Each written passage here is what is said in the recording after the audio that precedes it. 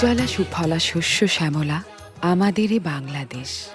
এ মাটির জলে ফুলে ও ফসলে বেড়ে ওঠে বাংলার প্রতিটি প্রাণ। সে মাটির স্পর্শে এগিয়ে চলার প্রত্যয়ে দীপ্ত টেলিভিশনের কৃষি বহর আজ এসেছে ভোলা জেলার প্রান্তিক কৃষকের কাছে।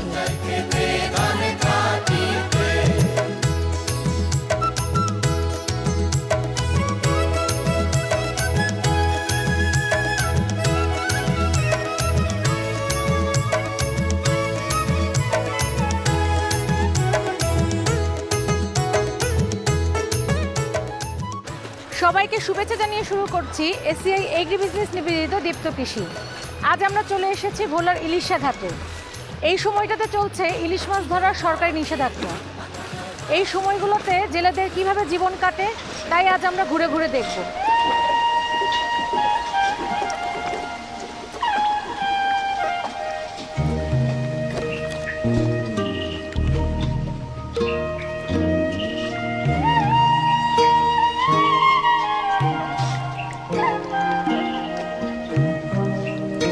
বাংলাদেশের ইলিশ মাছ রক্ষার্থে এবছর 12 অক্টোবর থেকে 2 নভেম্বর পর্যন্ত ইলিশ মাছ ধরা নিষিদ্ধ করেছে সরকার। ইলিশের মা মাছ রক্ষা এবং ডিম ছাড়ার সুযোগ দিতে প্রতি বছর এই সময় ইলিশ ধরা বন্ধ রাখা হয়। একটি মা ইলিশ সর্বনিম্ন 1.5 লাখ ও সর্বোচ্চ 23 লাখ পর্যন্ত ডিম দেয়।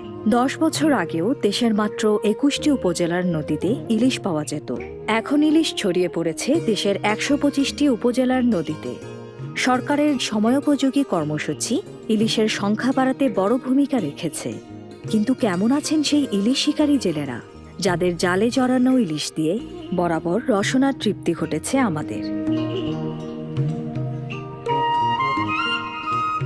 চাচা আসসালামু আলাইকুম। ওয়ালাইকুম সালাম। কেমন আছেন? বেশি বালা নাই, নদী সব ভাঙ্গা চুরিয়া সব লেগে গেছে, এখন নদীর পার বসে রয়েছি দেন না। তো এই বছর তো প্রচুর পরিমাণে মাছ ধরা পড়ছে, লাভ করছেন কেমন? মোটামুটি লাভ হয়েছে আর কি। আচ্ছা, কেমন লাভ করছেন? ধরেন এই 1 লাখ 1.5 লাখ এরকম হয়েছে লাভ। বাহ, প্রচুর টাকা লাভ হয়েছে। এবছর মাছ ধরে যে টাকা পাইছেন এ টাকা দিয়ে কি সারা বছর আপনার সংসার চলবে? যে না, সারা বছর চলবে না। কি করবেন তাহলে সারা বছর? এই সারা বছর এই নদীতে মাছ ধরতে হইব, এই খেতে কামারে কাজ করতে হইব, এছাড়া তার আমাকে গরিবের কোনো উপায় নেই। আপনি তো বললেন যে ক্ষেত খামারে কাজ করেন, তো আপনার নিজের কি কোনো জায়গা জমি আছে? যে না, আমার কোনো নিজের কোনো জায়গা জমি নাই, সব নদী লেগেছে। এখন তো মাছ ধরা বন্ধ, তো এই সময়টা কিভাবে কাটে আপনার? বসেই রয়েছি, কোনো কাজ করতে পারি না, কাজ নাই কোনো।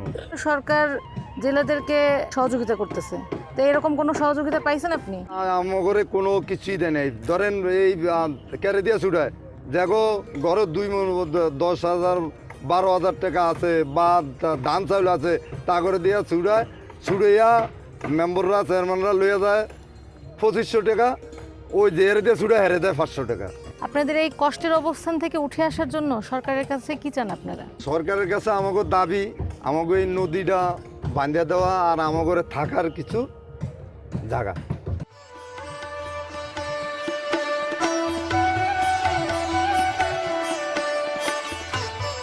ইলিশ কেবল আমাদের জাতীয় মাছই নয়, জাতীয় সম্পদও বটে।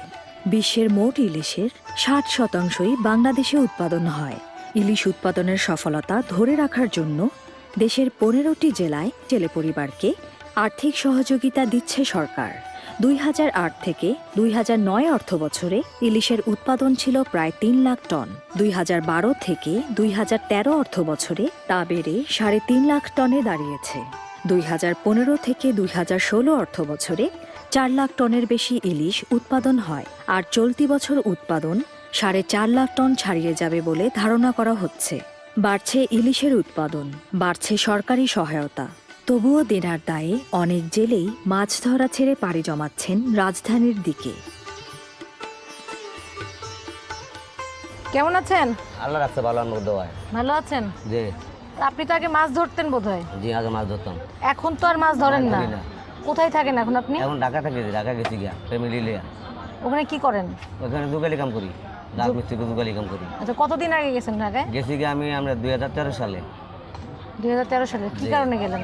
গেছি আমার মনে করেন এই অভিযানে টেম্বুসে আবার মনে করেন আগুন সব দেয়ালা পুড়ে লেগেছে। তখন বাইরে একটা গুচ্ছগ্রাম ছিল, ওখানে দরিয়া আপনাদের মাঝিদের গুচ্ছগ্রাম ছিল। তখন ব্যারাক সমিতি এলাকায় তুমি কিছু টাকা লইছিলাম, তখন অভিযান আইতো, তখন লোন না দিতে পারলে মনে করেন সমস্যা ভরে দিতাম, সংসার বাচ্চা কাচ্চা নিয়ে ওদের জন্য সমস্যা ভরে দিতাম। দেন এখন হয়ে গেছি, তখন গেছি গিয়া আমার ঘরে সরকার মনে করেন বহুত কিছু দেয়, কিন্তু আমরা হাতটা পাই না। এই যে 18 দিন মাছ পড়ছে, তাতে 18 দিন মাছ দেওয়া গেছে সরকারে, যে টিভিতে দেখছে মাছের কোনো নিরাকার নাই, মাছ তো দিলে বেসে গেছে, কিন্তু এখানে তো এক দিলে না, এখানে কোটি কোটি দিলে। এখান থেকে মনে করেন আমি হয়তো মনে করেন 5,000 টাকা বাকি দিয়েছি, 500 টাকা বাকি দিয়ে দোকানে দিয়েছি, তেল নিয়েছি, দিলে আমার আর কিছু থাকে না। উথালি পাথালি আমার বুক আমার, মনেতে নাই সুখ রে, আমার ডুবাইলি রে, আমার ভাসাইলি রে।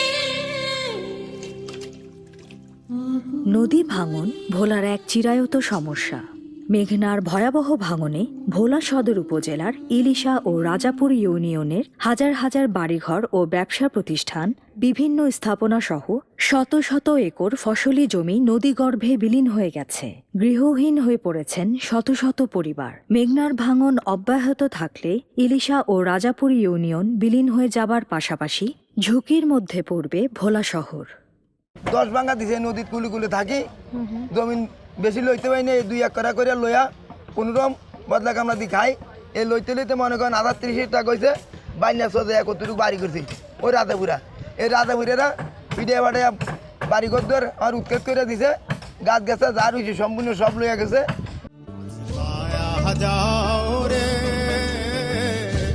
অকুল দুনিয়ার মাঝে আমার ভাঙা নাও রে মাঝি, পায়া যাও রে, ও মাঝি পায়া যাও রে। ইলিশ আছে এমন 11টি দেশের মধ্যে 10টি দেশের ইলিশ উৎপাদন কমছে, আর বাংলাদেশে ইলিশের উৎপাদন প্রতি বছর 8 থেকে 10% হারে বাড়ছে। আর দেশের নদীতে ধরা পড়া মোট মাছের 11%ই ইলিশ। কিন্তু ভোলা অঞ্চলে ইলিশ শিকারী জেলেরা প্রদীপের আলোর নিচে যে অন্ধকার, তার নিচেই নিমজ্জিত হচ্ছেন প্রতিনিয়ত। ভাই কি করেন আপনারা? জেলেদের কাজ করি, এটা কি কারেন্ট জাল? যে কারণ সূত্রে যাও কি করতেছেন জালেতে এখন? আমরা অভিযান দিছে তো, হ্যাঁ, আমরা উপরে ওটা এটি বাস করতেছি, অভিযান তো আর ভাব না, বুঝলেন, আমরা তো নদী ভাঙ্গা মানুষ। নদী তা আপনাদের এইখানে তো ঘরবাড়ি দেখতেছি আধা ভাঙা ভাঙাচুরো, তো এরকম কেন? এরকম সব নদী হয়ে গেছে, এই মেঘনাই চলে গেছে সব। মেঘনা চলে গেছে, সরকার আমাদের সহযোগিতা করার কথা ছিল, সহযোগিতা করে না। তো ভাই আপনারাও তো মাছ ধরেন বোধহয়, ভাই কি মাছ ধরেন না? তো কেমন আপনাদের এখন, কেমন এই যে এখন তো মাছ ধরা বন্ধ, তো এই সময়টা কিভাবে কাটবে আপনাদের? আল্লাহ সৃষ্টি করছে, আল্লাহ ফসল করবো। দিলাম ছাড়িও গুরু তোমারি নামে, ওই এবারে আমি যদি ডুবে মরি, কলঙ্ক তো মার নামে, তোমারি নামে। দেশের বিভিন্ন জেলার বিভিন্ন নদীতে ইলিশ ধরা পড়লেও বিশেষ করে চাঁদপুর, বরিশাল, ভোলা, পটুয়াখালী, পিরোজপুর হচ্ছে ইলিশ অধ্যুষিত জেলা। এই জেলাগুলোর আশেপাশের নদীগুলোকে কেন্দ্র করেই গড়ে তোলা হয়েছে ইলিশের অভয়ারণ্য। তাই মাছ ধরা নিষিদ্ধ থাকাকালীন সময়ে এসব অঞ্চলে থাকে কোস্ট গার্ডের সতর্ক পাহারা। এটা এই অভিযানটা আপনারা কিভাবে করেন? আমাদের এই জোনে আমরা নর্মালি আমাদের দেখা যাচ্ছে এই ভোলা এই সাউথ জোনের আন্ডারে প্রায় 17টা স্টেশন আছে, আর প্রত্যেকটা স্টেশন থেকে আমরা বিভিন্ন স্ক্যাটার্ড সময়ে পেট্রোলিংয়ের জন্য গ্রুপ ছাড়ি। আপনাদের এক একটা টিমে কতজন মেম্বার থাকে? একটা টিমে কোস্টগার্ডের সদস্য থাকে 5 জন। আমাদের সাথে অনেক সময় এলাকার ম্যাজিস্ট্রেট, ইউএনও সাহেব, টিএনও সাহেব, ফিশারি অফিসার এনারা অনবোর্ড হয়। এই সময়টাতে তো নিষেধাজ্ঞা চলছে, তবুও কিছু জেলে তারা মাছ ধরতে বেরোচ্ছে, তো মানবিক দৃষ্টিতে তাদেরকে কিভাবে আপনারা দেখেন? এই অভিযানটা কিন্তু আসলে এই জেলেদের উন্নতির জন্যই। এই বছর এই 20টা দিন মাছ না ধরার কারণে সামনের বছর তারা এর 5 গুণ বা 10 গুণ বেশি ভালো ফলাফল পাবে। এই যে মাছগুলো আপনারা বাজেয়াপ্ত করেন, এই মাছগুলো কি করেন আপনারা? বাজেয়াপ্ত করার সময় আমরা বাজেয়াপ্ত করে জিনিসটা যখন ল্যান্ডে নিয়ে যাই, এটা হয়তো বা এতিমখানাতে আমাদের যে দরিদ্র মানুষজন আছেন তাদের কাছে বন্টন করে এই জিনিসটা দেওয়া বন্টন করে দেওয়া হয়। ভাইয়া, আপনাকে অসংখ্য ধন্যবাদ আমাদের সঙ্গে সময় দেওয়ার জন্য, কথা বলার জন্য। দেখা হবে আবার আপনার সাথে। আপনাদেরকে অসংখ্য ধন্যবাদ। আমি আশা করব যে এই আমাদের যে মা ইলিশের অভিযান, এটা আপনাদের মাধ্যমেই আসলে জনগণের কাছে প্রচারিত হবে। কঠোর প্রহরার মধ্যেও পেটের দায়ে অনেকেই ছোট ছোট নৌকা নিয়ে নেমে পড়েন ইলিশ শিকারে। এ সময় বড় ইলিশের পরিবর্তে উঠে আসে জাটকা। প্রতি বছর মাছ ধরার মৌসুমে জেলেদের জালে প্রায় 3,500 থেকে 4,000 মেট্রিক টন জাটকা ধরা পড়ে। আর এই জাটকা ধরতে গিয়ে জেলেরা ধরা পড়েন কোস্টগার্ডের হাতে। জেল জরিমানার পাশাপাশি বাজেয়াপ্ত হয় জাল। কি ভাই, কই যান নাওনিয়া? নদীতে বাদ দিছিলাম, হ্যাঁ, নদীতে বাদ দিছিলাম, মাছ ধরতে গেছিলেন? বাদ দিছিলাম, কোলঘাটে জাল ফাল হয়ে গেছে, সব জাল নিয়ে গেছে? নিয়ে গেছে। তো এখন তো নিষেধাজ্ঞা চলতেছে, তো জাল নিয়ে নামছিলেন কেন? ওলাবান জানতে আছে, টাকা নাই, পয়সা নাই। এবার মাছের সিজন কম ছিল প্রথম সিজনে, এখন মাছ আইছে, এখন নদীতে যাইতে হয় না, পোলাবান জানতে আছে, ভাতের অভাব।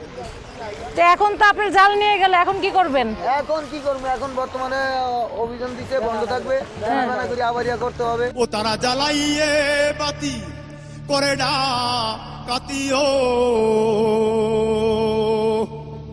সদর মোকামে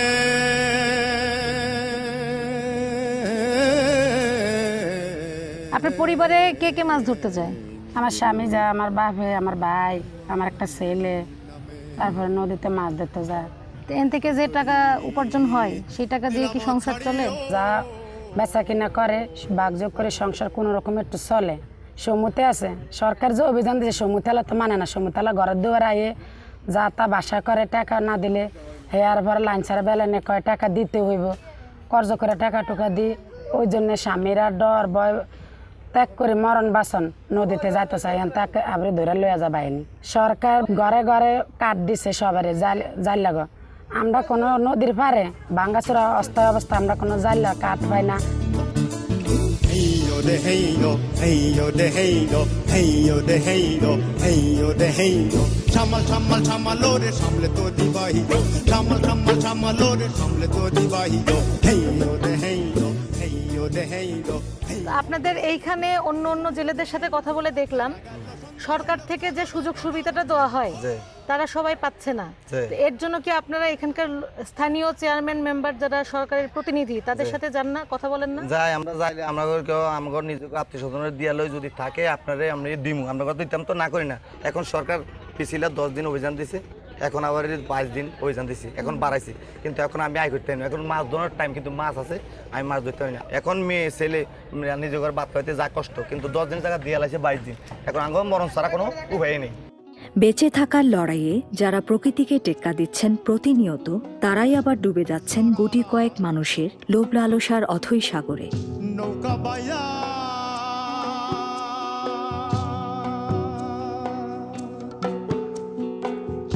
রাত পোহাইলে দেখি ছায়া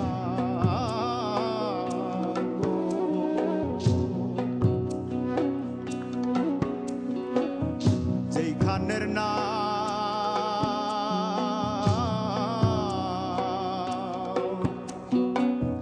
সেইখানেতে আছে। দিনব্যাপী না পাওয়ার যে হাহাকার আমরা শুনলাম ইলিশা ঘাটের জেলেদের কাছ থেকে, তার কারণ খুঁজতে আমরা পৌঁছালাম স্থানীয় এক মেম্বারের কাছে। এই জেলে 22 দিন বন্ধ না মাছ ধরা, আর 2 তারিখ পর্যন্ত, কিন্তু একটা বরাদ্দ আছে না। আমি তো কালকে শুনলাম একটা 20 কেজি করে বরাদ্দ আছে। বরাদ্দ কি আমরা পাইছেন টিউ? ও কোন ইউনিয়নে কত ভাগ করতে আছে বরাদ্দের? হ্যাঁ,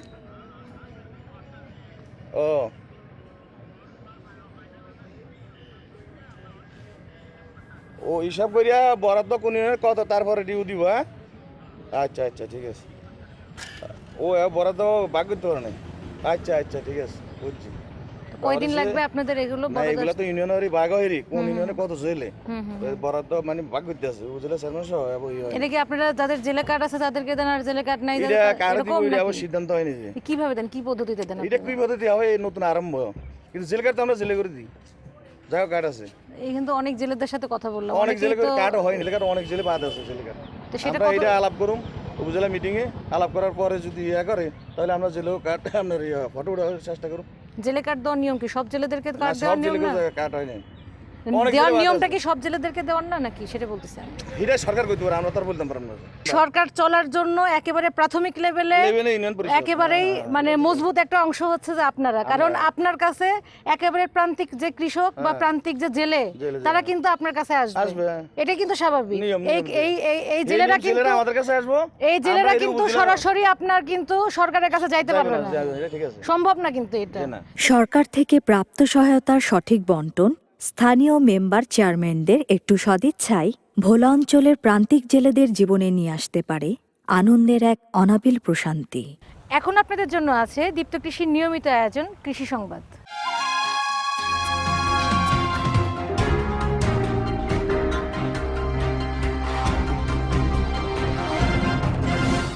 এসিআই এগ্রি বিজনেস নিবেদিত দীপ্ত কৃষি সংবাদে স্বাগত জানাচ্ছি আমি নুসরাত অরিন। শুরুতেই সংবাদ শিরোনামগুলো। রাঙামাটিতে বিলাতি ধনিয়া পাতা চাষে আগ্রহ বাড়ছে কৃষকদের। চা চাষে নতুন দিগন্ত দিনাজপুর। পেয়ারা চাষে সফল ঝিনাইদহের কৃষকরা।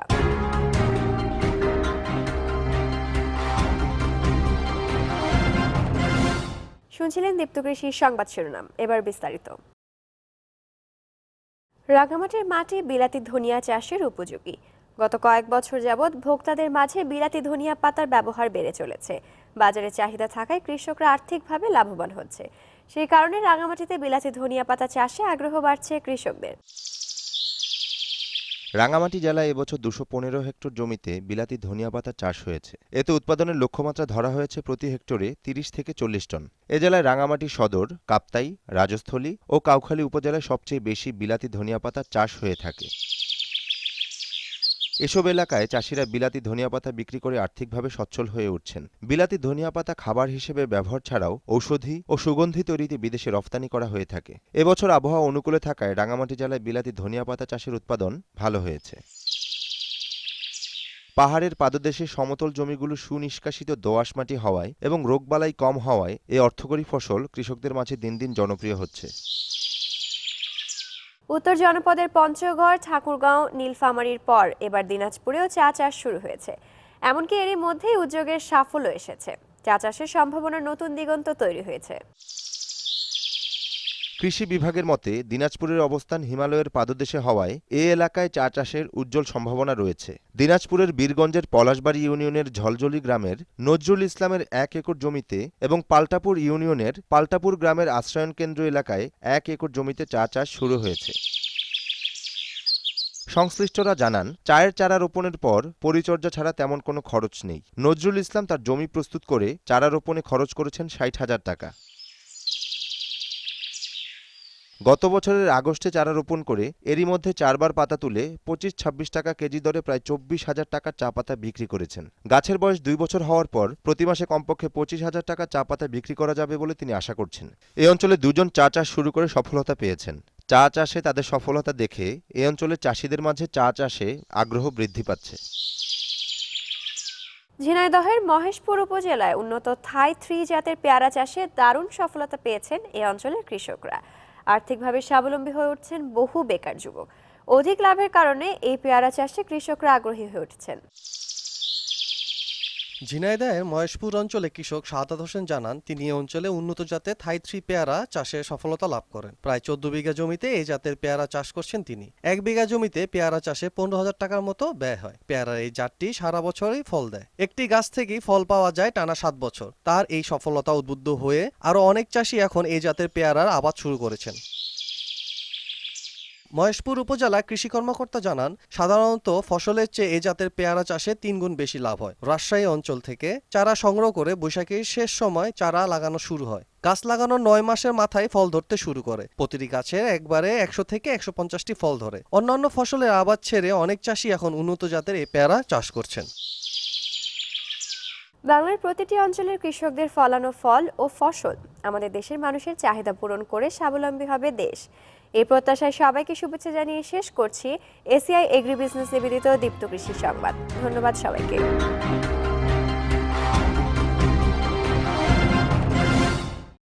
কৃষি বিষয়ে যে কোনো তথ্য জানতে ও জানাতে লিখুন এই ঠিকানায়। দীপ্ত কৃষি, প্লট 7/A/গ, তেজগাঁও শিল্প এলাকা, ঢাকা 1208। আপনারা চাইলে ইমেইল করতে পারেন krishi@dipto.tv এই ঠিকানায়, অথবা ফোন করতে পারেন 017786828232 এই নম্বরে। প্রতিদিন প্রতি মুহূর্ত যে মানুষগুলো জীবন ও প্রকৃতির সাথে যুদ্ধ করে সন্ধান করছে অন্যের, আজ তাদেরই চিত্র তুলে ধরলাম আপনাদের সামনে। আজকের এই অনুষ্ঠানের মধ্য দিয়ে সরকারের প্রতি আহ্বান জানাতে চাই যে মানুষগুলো এখনও সুবিধা বঞ্চিত, তাদের পাশে দাঁড়াবেন। সে প্রত্যাশায় সবাইকে শুভেচ্ছা জানিয়ে শেষ করছি এসিআই এগ্রি বিজনেস নিবেদিত দীপ্ত কৃষি।